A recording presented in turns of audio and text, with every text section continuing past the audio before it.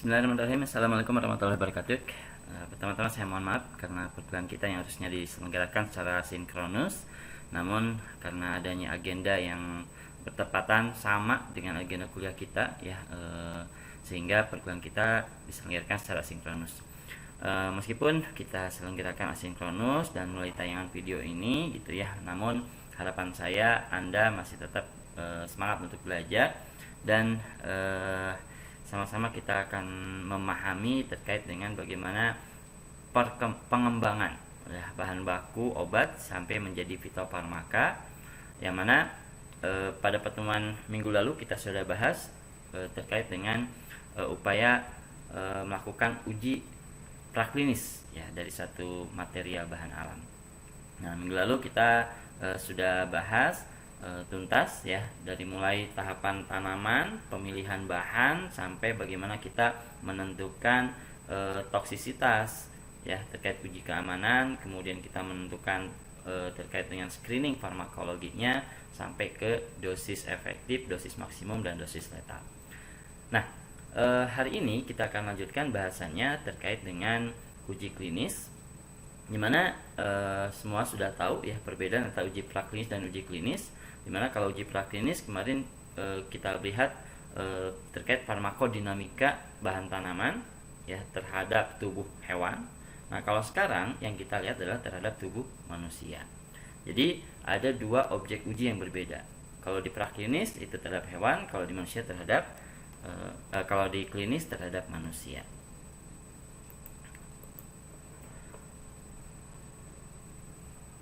Terkait dengan uji klinis sendiri ini Anda bisa baca-baca ya sumbernya. Pertama dari Peraturan Kepala Badan Pengawas Obat dan Makanan. Ini nomor 13 tahun 2014 tentang pedoman uji klinis obat herbal. Kemudian ada juga Peraturan Kepala Badan Pengawas Obat dan Makanan nomor 9 tahun 2014 tentang tata laksana persetujuan uji klinis. Dan kemudian yang terakhir ada buku pedoman cara uji klinis yang baik di Indonesia. Ini edisi 3 yang dikeluarkan oleh Badan POM RI tahun 2016. Baik, Anda bisa dengan mudah mendapatkan materi ini sebenarnya, atau sumber materi ini dengan Anda download ya di Google. Nah, terkait dengan definisi obat tradisional dan obat herbal, saya rasa ini tidak perlu saya ulas ya, karena saya yakin ini sudah Anda pahami semua ya, perbedaan logo antara jamu, OHT, dan fitofarmaka, termasuk juga terkait definisi ketiganya ya. Nah, sedikit mungkin saya coba tekankan perbedaan di antara ketiganya. Di samping logo dan penamaan juga adanya prasyarat uji, dimana untuk uji untuk fitofarmaka mengharuskan sudah melalui tahapan uji klinis. Sedangkan untuk OHT dan jamu ini tidak harus melalui tahapan uji klinis. Namun untuk keamanan yang setara atau mengganti uji klinisnya adalah adanya pengalaman empiris ya. Sehingga jamu dan OHT minimal harus punya riwayat empiris. Kalau nggak ada riwayat empiris ya nggak bisa. Begitu ya. Oke. Kemudian ini adalah beberapa produk herbal yang memerlukan uji klinis. Yang pertama adalah obat herbal non tradisional, yaitu obat herbal yang memang bukan berasal dari Indonesia ya, atau obat herbal yang memang secara riwayat tidak digunakan untuk pengobatan. Jadi nggak ada riwayat historisnya atau nggak ada riwayat empirisnya terkait penggunaan bahan tanaman tersebut untuk pengobatan. Dikatakan sebagai non tradisional. Ini mau tidak mau harus diuji klinis gitu. Kenapa? Karena tidak adanya riwayat empiris menjadikan bahan tersebut menjadi ragu-ragu gitu ya terkait dengan keamanannya, sehingga harus diuji klinis. Ada juga yang berikutnya adalah obat herbal tradisional. Ini ada riwayat empiris, tapi klaim khasiatnya yang akan dimasukkan ke dalam fitofarmaka gitu ya, ternyata berbeda dengan riwayat empirisnya. Maka ini juga memerlukan uji klinis. Dan juga adanya bahan-bahan lainnya ya. Dan khusus untuk OHT, nah OHT ini yang sudah melakukan tahapan uji praklinis, maka untuk bisa menjadi fitofarmaka harus dilanjutkan ke uji klinis, meskipun OHT ini sudah memiliki riwayat empiris ya. Jadi ada 3 kelompok ini yang memerlukan uji klinis. Ini juga sudah kita bahas ya di minggu lalu ya, tanaman-tanam bahan-bahannya seperti apa yang bisa jadi OHT, jamu, dan fitofarmaka. Ya, tidak semua bahan bisa menjadi OHT dan jamu. Nah, tapi sebagian besar tanaman bisa menjadi fitofarmaka. Hanya satu yang tidak bisa, yaitu tanaman-tanaman yang tidak diproduksi di Indonesia, ya, diimpor dari luar negeri. Seperti itu. Itu agak sulit untuk dijadikan fitofarmaka. Alasannya apa? Bukan karena tanamannya, tapi jaminan sustainabilitas supply bahan baku. Ini yang perlu dipastikan ya. Nah, jadi jaminan itu bukan hanya ketersediaan bahannya tersedia, tapi harganya bisa stagnan nggak gitu ya, atau bisa stabil nggak. Nah, ini juga kan perlu adanya jaminan. Ini juga sudah kita bahas minggu lalu. Nah, terkait dengan uji klinis sendiri, apa sih uji klinis itu gitu ya? Uji klinis ini adalah kegiatan penelitian dengan mengikut sertakan subjek manusia. Nah, jadi subjeknya adalah manusia, langsung ke subjek yang nanti akan benar-benar menggunakan obat tersebut. Nah, disertai dengan adanya intervensi produk uji. Jadi manusia ini sebagai sukarelawan itu diintervensi, diberikan perlakuan. Nah, seperti halnya hewan percobaan gitu ya. Tapi kalau di sini karena manusia berarti manusia percobaan. Kita menyebutnya bukan manusia percobaan, tapi kita sebut sebagai sukarelawan ya. Nah, sukarelawan ini diberikan perlakuan adanya intervensi produk uji. Nah, tujuannya apa? Untuk menemukan atau memastikan efek klinis, farmakologi atau farmakodinamik lainnya ya, atau mengidentifikasi setiap reaksi yang tidak diinginkan dan atau mempelajari absorpsi, distribusi, metabolisme, dan ekspresi dengan tujuan untuk memastikan keamanan dan atau efektivitas produk yang diteliti. Jadi ini tujuan dari uji klinis. Jadi ini yang membedakan antara uji klinis dengan praklinis. Salah satunya adalah subjeknya.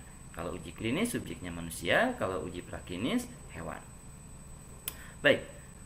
Uji klinis untuk obat herbal yang harus dilakukan ini tujuannya adalah memberikan manfaat nyata bagi perkembangan ilmu pengetahuan ya. Kenapa sih herbal itu harus diuji klinis gitu? Nah, kita selalu menggaung-gaungkan bahwa obat herbal itu sebisa mungkin bisa diresepkan misalkan ya, bisa disejajarkan dengan obat kimia dan sebagainya. Nah, kalau seandainya kita ingin mensejajarkan antara obat herbal dengan obat kimia, maka proses dan perlakuannya pun harus sama gitu. Dimana obat herbal sendiri harus melalui tahapan uji yang sama seperti obat kimia, yaitu sampai ke tahapan uji klinis. Nah, kemudian dengan semakin banyaknya obat herbal yang terbukti secara klinis, maka ini akan memberikan manfaat yang lebih banyak dan nyata bagi masyarakat. Nah, kemudian juga kemarin kita sudah bahas di uji praklinis, meskipun itu terhadap hewan, terlebih dahulu kita harus mengajukan namanya adalah ethical clearance, yaitu persetujuan dari komisi etik terkait dengan upaya kita untuk menjadikan hewan sebagai hewan uji.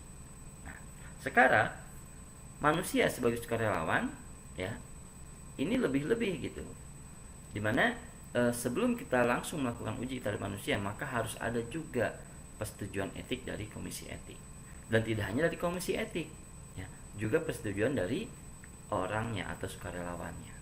Jadi ada dua gitu ya, persetujuan itu dari komisi etik dan jadi dari sukarelawannya gitu. Nah, kalau sukarelawannya nggak bersedia, maka jangan coba-coba kita menjadikan si orang tersebut sebagai sukarelawan. Dan kemudian yang harus dilakukan berikutnya adalah mendapatkan persetujuan dari kepala badan. Jadi uji klinis harus disetujui oleh kepala badan. Kalau uji praklinis bagaimana? Nah, uji praklinis cukup melalui ethical clearance. Kemudian mengacu kepada pedoman cara uji klinis yang baik dan pedoman uji klinis obat herbal. Baik, cara uji klinis yang baik ini adalah suatu pedoman ya atau standar untuk desain pelaksanaan pencapaian pemantauan, audit, perekaman, analisis dan pelaporan uji klinis yang memberikan jaminan bahwa data dan hasil yang dilaporkan itu akurat dan terpercaya ya. Serta hak, integritas dan kerahasiaan subjek uji klinis dilindungi. Ingat, uji klinis di sini adalah melibatkan sukarelawan manusia ya. Nah, sukarelawan ini sebelum uji klinis pastinya kan akan melakukan cek kesehatan dan sebagainya. Dan ini harus dilindungi kerahasiaannya. Bahkan kita tidak boleh menyebarkan siapa sukarelawan untuk uji ini. Jadi tidak boleh ada yang tahu siapa sukarelawannya, gitu ya. Kenapa? Ini demi menjaga hak integritas dan kerahasiaan subjek uji klinis. Nah, kemudian untuk uji klinis sendiri ini harus mengikuti pedoman cara uji klinis yang baik, ya. Ini direvisi ya, yang terbaru ada di edisi ketiga tahun 2016. Anda bisa download ini ya. Nah, yang terlibat pada uji klinis itu siapa saja? Baik herbal maupun obat kimia yang terlibat pada uji klinis itu yang pertama adalah sponsor dan ORK. Ya. Nah, sponsor ini siapa? Sponsor ini bisa perorangan ataupun perusahaan ataupun institusi yang bertanggung jawab untuk memprakarsai, mengelola atau membiayai suatu uji klinis. Biasanya sponsor ini adalah mereka yang memiliki produk, ya, produk yang akan diuji kliniskan. Adapun ORK atau organisasi riset kontrak ini adalah seseorang atau suatu organisasi, ya, baik komersial maupun milik pemerintahan yang dikontrak oleh sponsor untuk melaksanakan satu atau lebih tugas dari fungsi sponsor dalam uji klinis. Jadi ORK ini sekumpulan peneliti, gitu. Nah, sekumpulan peneliti yang dikontrak oleh sponsor untuk melakukan uji klinis. Ada persyaratan gitu ya dari ORK ini, di mana ORK ini harus memiliki sumber daya yang kompeten. Jadi ada persyaratan minimal seperti apa sumber daya yang harus dimiliki, termasuk juga mereka harus memiliki akses terhadap fasilitas kesehatan. Salah satunya adalah rumah sakit. Kenapa? Karena uji klinis sendiri ya ini pertama selain melibatkan sukarelawan juga melibatkan fasilitas-fasilitas kesehatan seperti rumah sakit umum, rumah sakit swasta, kemudian jaringan dokter gitu ya, dokter praktek dan lain sebagainya. Nah, jadi ORK ini harus memiliki akses ke situ dan juga memahami prinsip GCP, Good Clinical Practice ya. Lalu kita kenal kalau di Indonesianya cara uji klinis yang baik atau CUKB. Dan mengetahui dokumen apa saja yang harus tersedia saat uji klinis, juga memahami fungsi dari setiap dokumen tersebut. Nah, selain sponsor dan ORK, ada juga komisi etik dan regulator, di mana komisi etik ini juga sama memiliki sumber daya yang kompeten dalam rangka mengawal bahwa protokol uji serta dokumen uji lainnya dapat dipertanggungjawabkan secara etis. Jadi komisi etik ini bertanggung jawab gitu ya terkait dengan protokol uji ini. Kenapa? Karena mereka yang menilai. Nah, si peneliti itu kan memiliki tanggung jawab bahwa ketika hasil nilainya baik, maka dianggap bahwa protokol uji itu adalah baik. Ketika hasilnya jelek, misalkan oleh komisi etik ditolak misalkan ya, nah maka memang protokol ujinya tidak layak seperti itu. Jadi komisi etik ini juga memiliki peran dan juga ada regulator ya, di mana regulator ini melakukan pengawasan. Oke, persetujuan pelaksanaan uji klinis ini atau kita kenal sebagai PPUK, ini adalah persetujuan pelaksanaan uji klinis yang diterbitkan oleh kepala badan. Jadi sebelum kita melaksanakan uji klinis, kita terlebih dahulu harus mengajukan izin ke kepala badan. Ya, siapa ini kepala badan? Yakni Badan POM ya. Baik. Terkait dengan peneliti, ya. Nah, penelitian sendiri ini juga harus memiliki latar belakang yang sesuai dan memahami cara uji klinis yang baik. Nah, maka penelitinya ini harus dari tenaga-tenaga kesehatan, salah satunya adalah tenaga medis, ada dokter, ada apoteker gitu ya, dan sebagainya. Kemudian memiliki sumber daya yang kompeten dan memahami prinsip GCP serta regulasi yang berlaku. Tidak hanya peneliti, harus ada tempat penelitian. Nah, tempat penelitiannya ini didasarkan pada setiap tahapan uji klinis ya.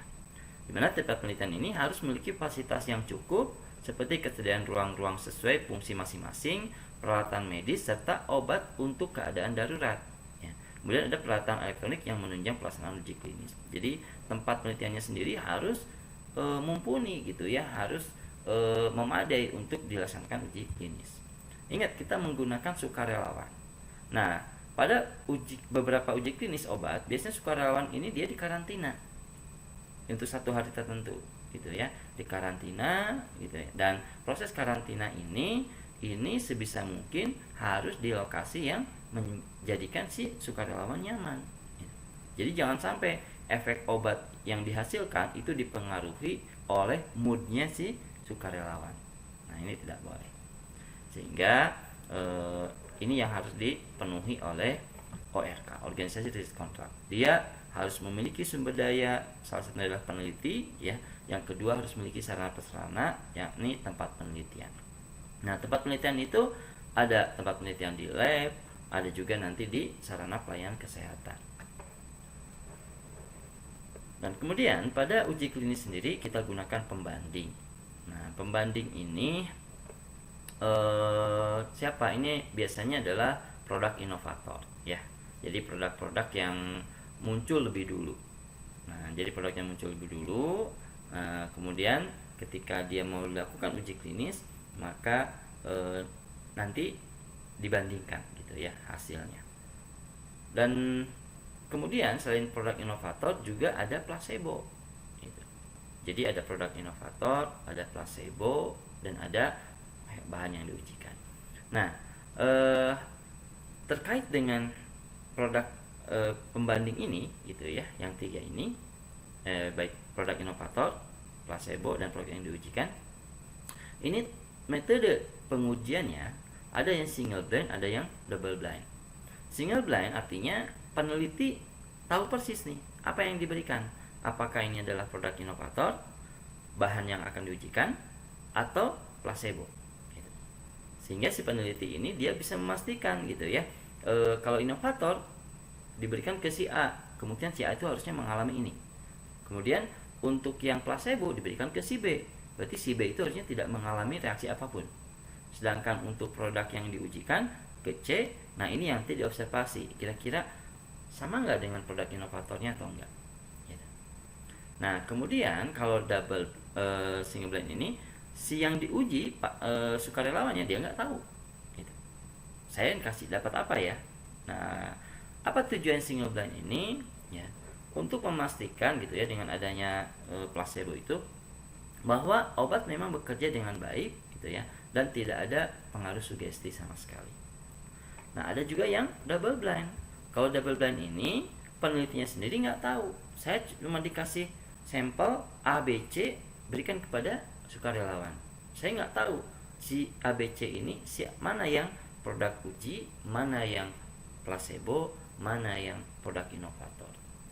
Nah, kemudian diberikan kepada pasien juga tidak tahu. Yang tahu siapa? Yang tahu adalah sponsornya. Nah, jadi sponsor nanti melihat data. Nah, kemudian dari data itu ketahuan, oh ternyata memang produk A ini tadi saya kasih placebo nggak ada reaksi sama sekali. Kemudian saya lihat produk inovator dengan sampelnya ternyata memiliki hasil uji yang sama atau mirip ya. Jadi double blind ini peneliti maupun peserta sama-sama tidak tahu. Kalau single blind penelitinya tahu. Tapi kalau peserta jangan sampai tahu ya. Kenapa? Kalau misalnya peserta tahu, oh saya kan dapat placebo nih, jadi pastinya aman dong. Nah, yang kegiliran dapat obatnya, waduh saya dapat obatnya nih, saya kemungkinan gimana dong? Jadi tersugesti ya. Oleh karena jangan sampai si peserta tahu terkait dengan obat yang diperolehnya. Tapi kalau peneliti boleh ya kita kenal sebagai single blind. Kemudian ruang lingkup uji klinis di Indonesia ini mencakup obat kimia, obat herbal, suplemen kesehatan, pangan olahan, dan juga kosmetika. Ini sebisa mungkin bisa dilakukan uji klinis. Nah, ini adalah jenis uji klinis. Uji klinis itu secara umum kita bagi menjadi dua, yaitu uji klinis pra pemasaran dan uji klinis pasca pemasaran. Nah, uji klinis pra pemasaran ini adalah uji klinis yang menggunakan produk uji yang belum memiliki izin edar di Indonesia. Nah, uji klinis ini meliputi tahap 1, 2, dan 3 ya. Jadi ada 3 tahapan uji klinis pra pemasaran. Nah, dimana di ketiga tahapan ini juga melibatkan sukarelawan yang berbeda-beda. Berikutnya adalah uji klinis pasca pemasaran, kita kenal sebagai tahap 4. Ini adalah uji klinis yang menggunakan produk uji yang sudah melalui uji klinis pra pemasaran dan telah memiliki izin edar di Indonesia. Uji klinis pra pemasaran ini kan ada 3 tahapan. Nah, biasanya setelah selesai tahap ketiga ya, maka industri diperbolehkan untuk meregistrasi obatnya. Nah, jadi uji klinis itu setelah tahap ketiga selesai, maka kita melakukan registrasi obatnya. Setelah obatnya mendapatkan nomor izin edar, maka obat itu dipasarkan. Nah, setelah pemasaran inilah uji keempat dilakukan. Nah, uji tahapan keempat ini makanya kita kenal sebagai tahapan surveillance atau post marketing atau pasca pemasaran, ya. Apa yang tujuannya pasca pemasaran ini? Untuk mendapatkan data keamanan atau konfirmasi khasiat manfaat yang telah disetujui, serta kemungkinan nanti akan menemukan fenomena lain ketika obat tersebut digunakan oleh beragam ras masyarakat, ya. Jadi nanti ketahuan tuh, oh ternyata obat ini kalau digunakan di daerah tertentu itu justru efeknya menjadi lebih baik, atau justru menghasilkan efek samping, tapi di tempat lain enggak. Nah, ini kan menjadi masalah. Kenapa? Karena obat itu kan dia relatif, ya. Artinya relatif itu bisa jadi dipengaruhi oleh bentuk tipe metabolisme seseorang. Bisa juga obat tersebut dipengaruhi oleh suhu dari lingkungan sekitar dan lain sebagainya, ya. Jadi uji klinis ini ada yang pra pemasaran dan ada yang pasca pemasaran. Kita lihat dulu untuk pra pemasaran, ya. Nah, ini sebelum melakukan uji klinis, kita melakukan pengajuan pelaksanaan uji klinis secara tertulis kepada Badan POM, ya. Nah, oleh siapa ini? Baik oleh sponsor maupun ORK. Nah, penyampaian notifikasi pelaksanaan uji klinis pra pemasaran ini dilakukan secara tertulis oleh sponsor dan ORK kepada kepala badan. Jadi ada pengajuan pelaksanaan uji klinis, setelah diajukan, lakukan, kemudian berikutnya ada penyampaian notifikasi pelaksanaan uji klinis. Nah, kemudian produk sampel uji klinis yang akan digunakan, gitu ya, ini harus memiliki data keamanan awal. Nah, data keamanan awal ini dapatnya dari mana? Ini diperolehnya dari uji praklinis.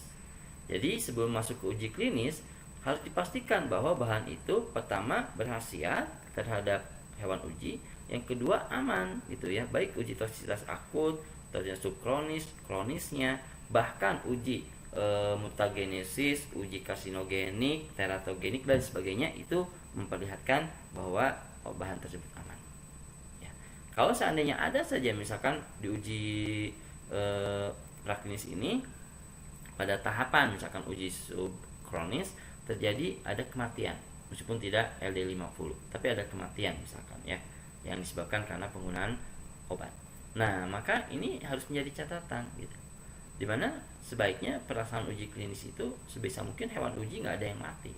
Kalau ada hewan uji yang mati, maka bisa jadi apakah LD-nya yang rendah, gitu ya, atau memang obatnya berbahaya. Kalau LD-nya rendah, kita bandingkan, gitu ya, dengan dosis efektifnya. Nanti kan akan muncul indeks terapi. Ketika indeks terapinya masih memungkinkan bahwa bahan tersebut masih digunakan untuk pengobatan, maka itu masih bisa lolos, ya. Ketika memungkinkan rentangnya antara dosis efektif terhadap dosis letal. Tapi kalau misalnya sangat sempit, bahkan sempit sekali, gitu ya, antara dosis terapi terhadap dosis letal, maka sebisa mungkin obat tersebut nggak digunakan, ya, karena maksudnya kategorinya toksik. Nah, kemudian setelah kita melakukan uji klinis, kita melakukan proses pelaporan. Siapa yang melakukan pelaporan? Ini, ya, peneliti utama wajib melaporkan seluruh KTDS dalam uji klinis kepada sponsor dan komisi etik, ya. Sponsor ini wajib melaporkan efek samping juga, ya, terkait produk yang serius dari uji klinis kepada kepala badan. Dan kemudian sponsor wajib melaporkan perkembangan pelaksanaan uji klinis ini kepada kepala badan setidaknya setiap 6 bulan sekali. Kemudian saat berakhir pelaksanaan uji klinis.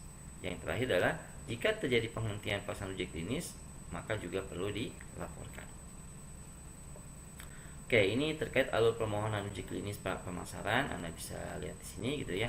Jadi ada pengajuan dulu ke kepala badan, kemudian nanti ada proses assessment, gitu ya, dari komisi etik. Dan komisi etik ini ketika dia memberikan persetujuan, nah, maka nanti kepala badan akan memberikan rekomendasi terkait boleh tidaknya dilakukan uji klinis. Kalau ini adalah permohonan uji klinis pasca pemasaran ya. Nah, uji klinis sendiri ya secara tahapan sebenarnya ada 4. Jadi secara tahapannya ada 4, di mana 1 sampai 3 itu adalah tahapan pra pemasaran dan tahap 4 adalah post marketing atau pasca pemasaran. Nah, untuk tahapan pertama ini dilakukan terhadap sukarelawan sehat dulu. Jadi sebelum sukarelawan sakit, di tahap pertama kita lakukan ke sukarelawan sehat. Nah, karena sukarelawannya sehat, berarti kan di sini tidak ada tuh pengujian efek terapi. Yang dilakukan apa? Justru di sini lakukan uji terkait dengan farmakodinamika, keamanan terhadap pasien sehat. Kalau terhadap pasien sehat saja ini menyebabkan efek samping, apalagi terhadap pasien yang sakit. Nah, makanya di sini sukarelawan sehat ini yang pertama kali menjadi subjek uji. Berikutnya di tahap 2 dan 3 ini terhadap sukarelawan sakit. Nah, bedanya apa tahap 2 dan 3? Pada tahap 2 dan 3 ya, untuk tahap 2 ini pasien terseleksi. Jadi ini biasanya di rumah sakit tertentu di mana pasiennya sendiri itu diseleksi, kriterianya dan sebagainya. Sedangkan untuk tahap ketiga, pasiennya tidak lagi diseleksi, di mana jumlahnya itu lebih besar ya. Dan tahap 4 apalagi gitu ya. Ini sudah pas proses pemasaran, jadi pasiennya sudah acak sama sekali. Nah, pada uji farmakologi klinis kita akan mendapatkan pertama adalah acuan dosis ya, didasarkan pada uji farmakologi praklinis. Nah, acuan dosis ini berdasarkan uji praklinis ini nanti akan dikonversi terhadap manusia. Nah, jadi itu menjadi acuan. Boleh jadi mungkin sama, boleh jadi mungkin nanti ada sedikit perbedaan. Kemudian pada tahap 1 sukarelawannya kurang lebih 20-80 sukarelawan sehat. Yang didata apa di sini? Karena di sini tidak menguji terkait terapi atau farmakologi, efek farmakologi ya. Tapi yang diperoleh dari sini adalah pertama keamanan dan tolerabilitas obat tradisional terhadap sukarelawan sehat ini. Jadi ketika sukarelawan sehat ketika diberikan obat tradisional ternyata aman nih, tidak ada dampak apapun, tidak ada kejadian-kejadian efek samping yang muncul gitu. Nah, maka bisa dicatat sebagai ternyata obat tradisional ini toleransinya cukup tinggi atau bisa digunakan terhadap manusia dan tidak menghasilkan efek samping. Kemudian berikutnya adalah dilihat profil darahnya gitu. Jadi ketika kita berikan perlakuan sukarelawan ini dengan bahan obat ya, bahan obat tradisional, nanti dilihat di sampel darah. Nah, kita kenal ada bioavailabilitas, bioequivalensi. Apa yang akan dilihat di situ? Pertama adalah kecepatan obat yang diabsorpsi. Kan obat itu ketika diabsorpsi langsung masuk darah. Nah, ketika masuk darah nanti akan muncul tuh kadarnya berapa. Nah, berapa lama tuh waktu antara proses meminum obat dengan proses kecepatan dengan proses absorpsi obat. Jadi ketika diminum pada menit keberapa nih obat muncul di darah. Nah, itu adalah kecepatan absorpsi. Berikutnya adalah kecepatan dan tingkat kadar obat dalam darah. Jadi seperti apa sih laju pertambahan konsentrasi obat dalam darah? Nah, obat itu kan tidak selama bertambah, ada peaknya, puncaknya, kemudian berikutnya terjadi penurunan. Kenapa terjadi penurunan? Karena ketika semua obat sudah diabsorpsi, maka obat tersebut sedikit demi sedikit juga akan dilakukan proses reduksi, eliminasi. Makanya grafiknya itu akan naik kemudian turun. Nah, dilihat kecepatannya dan juga tingkat obat kadarnya. Kemudian cara dan kecepatan eliminasi dari tubuh ini juga tadi dilihat gitu ya. Nah, kemudian efek toksik jika ada perubahan dalam darah dan perubahan dalam proses-proses fisiologi normal. Itu tahap 1 kesukarelawan sehat. Tahap kedua ini kesukarelawan yang sakit. Nah, pasiennya antara 36 sampai 300 pasien. Dan biasanya hanya melibatkan rumah sakit pemerintah tertentu. Jadi ini pasiennya terseleksi, rumah sakitnya terseleksi juga. Dan biasanya menggunakan pembanding single blind. Masih ingat ya tadi single blind itu apa? Tujuan dari tahap 2 ini menentukan efektivitas obat dalam mengurangi dan menghilangkan penyakit. Gitu ya. Karena ini dilakukan terhadap orang yang sakit. Nah, sakitnya yang mana? Ya jelas pilihannya adalah mereka yang sakit yang sama dengan yang diindikasikan terhadap obat tersebut. Dan berikutnya juga melakukan pemantauan dosis terapi dan efek samping yang tidak teramati pada uji tahap 1 ya. Dan juga perlu kita waspadai bahwa boleh jadi di hewan aman terhadap efek samping, ya tidak ada toksisitas yang muncul, tapi belum tentu kepada manusia menghasilkan hasil yang sama. Gitu. Kenapa? Karena adanya perbedaan antara morfologi manusia dengan hewan uji. Nah, pada tahap 2 kita akan mendapatkan pola absorpsi obat. Nah, dimana pola absorpsi obat ini ketika kita konsumsi obatnya, gitu ya, terhadap orang sakit, nah itu kan rutin tuh mereka mengkonsumsinya. Apakah sehari sekali, sehari 2 kali dan sebagainya, nanti dilihat pola absorpsinya. Kemudian ekstraksinya seperti apa, metabolit obat yang kemungkinan terjadi, efek samping yang timbul, tingkat dosis dan sebagainya. Ya. Nah, setelah tahap 2 yang dirasa aman, ya, maka kita lanjutkan ke tahap 3. Nah, di tahap 3 apa bedanya tahap 2? Di tahap ketiga, ya, sukarelawan yang dipilih masih sukarelawan sakit, dan namun jumlahnya sangat banyak, lebih banyak dibandingkan sukarelawan sehat. Dan pada sukarelawan sakit ini, rumah sakit yang ditunjuk itu sudah bukan lagi rumah sakit khusus yang dimiliki pemerintah, tapi sudah umum, gitu ya. Intinya bekerja sama dengan ORK. Dan tidak hanya rumah sakit, biasanya juga menggunakan fasilitas pelayanan kesehatan lain seperti praktek dokter, balai pengobatan dan sebagainya. Nah, sukarelawan kurang lebih antara 300 sampai 3000. Dan pada tahap ini digunakan pembanding double blind. Jadi dokter-dokter swasta ini diikut sertakan juga ya. Nah, pada tahap ketiga ini setiap peneliti yang ikut terlibat kemudian melaporkan informasi dan evaluasi kepada ORK pusatnya ya, kemudian juga kepada sponsor, nanti akan dilanjutkan kepada pemerintah yang berwenang, dalam hal ini adalah Badan POM. Nah, instansi pemerintah yang berwenang mengevaluasi dan hasilnya disebarkan kepada dokter-dokter yang swasta yang ikut dalam penelitian. Jadi hasil evaluasinya itu nanti diperlihatkan gitu ya kepada dokter-dokter yang terlibat tersebut. Nah, jika data tidak menjamin, maka uji klinis dapat dihentikan. Misalkan, loh kok ini ada pusing, mual gitu ya dari beberapa sukarelawan uji. Nah, maka hasil uji harus dihentikan, ya, pengujian harus dihentikan. Nah, selama 3 tahap ini ternyata hasil ujinya memberikan dampak yang positif ya, dan dikatakan cukup aman dan juga terapinya baik, maka dibuatlah surat permohonan registrasi obat kepada BPOM. Jadi setelah tahap ketiga itu kita mengajukan NIE, nomor izin edar. Setelah keluar izin edar, maka obat dijual ya di pasaran. Ini adalah data yang diperoleh di tahap ketiga. Ya, di tahap ketiga pertama adalah tingkat keamanan obat dan efikasi obat. Nah, jadi di sini keamanan obat terhadap pasien sukarelawan yang sakit, dan juga seperti apa sih efikasinya. Muncul nggak efek utama dari obat tersebut itu. Nah, kemudian kita menghitung efikasi hasil uji klinis. Ini contohnya, tapi kita nggak cukup Anda tahu ya ada rumusnya, tapi kita nggak akan fokus ke sini.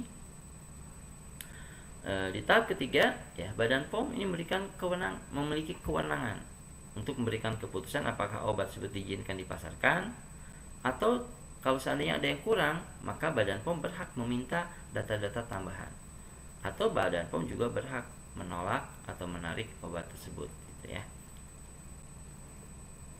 Ini adalah 3 ya, kegagalan obat masuk di pasaran. Pertama, toksisitasnya tidak diterima, artinya efek sampingnya muncul terlalu kuat ya, pasien terlalu tidak nyaman ketika dengan efek sampingnya.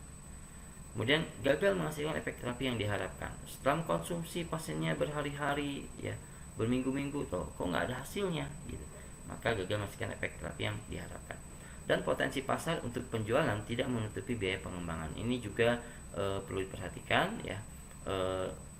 Pengujian fitofarmaka dari awal sampai dihasilkan fitofarmaka yang memenuhi standar yang setelah mengalami uji klinis, ini biayanya besar sekali. Nah, untuk menutupi biaya tersebut, maka harus dipastikan dulu bahwa si obat tersebut memang memiliki potensi pasar yang besar juga. Nah, pemasaran obat yang telah melalui tahapan uji klinis.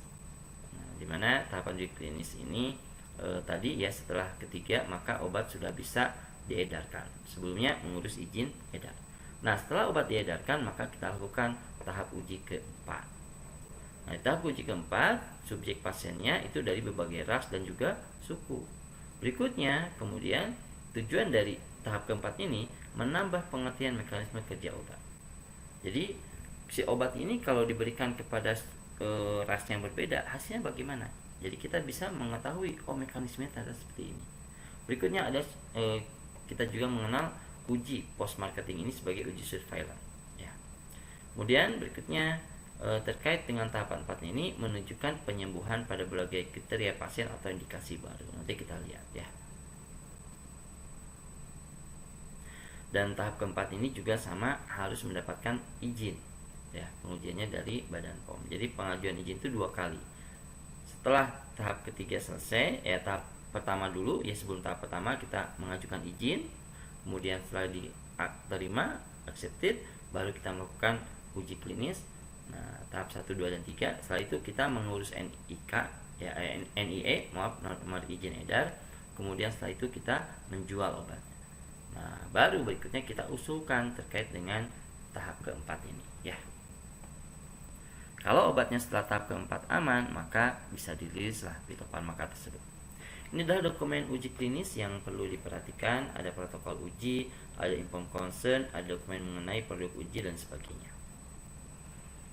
Dan ini adalah contoh ya terkait dengan inform consent yang perlu ditandatangani oleh sukarelawan. Jadi sukarelawan itu baik sukarelawan sehat maupun sukarelawan sakit ya, mereka harus dikasih tahu bahwa mereka itu mendapatkan obat yang sedang dalam pengujian klinis. Nah, ketika pasiennya setuju nih, saya nggak apa-apa jadi sukarelawan, maka dia harus menandatangani. Dan tanda tangan ini kita kenal sebagai informed consent. Jadi formulir pernyataan persetujuan klinis dari pasien atau dari sukarelawan, gitu ya. Baik, itu yang bisa kita bahas terkait dengan uji klinis ini ya. Meskipun singkat, semoga ini bisa memberikan wawasan pada Anda, dan saya harapkan Anda tidak puas ya, sehingga kita bisa lanjutkan ya metode diskusi kita melalui tanya jawab di forum. Sekian yang bisa kita bahas. Wassalamualaikum warahmatullahi wabarakatuh.